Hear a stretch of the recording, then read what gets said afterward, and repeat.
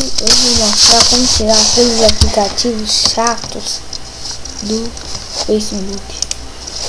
Vem no seu Face e vem no Google, digita Face e entra.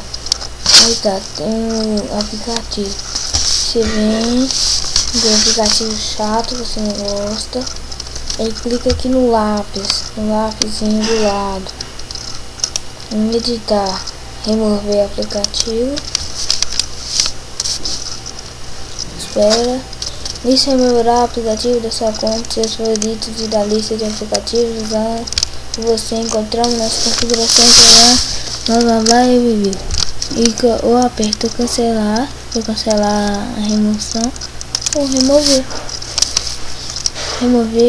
Aí pronto, foi removido. É só isso, galera.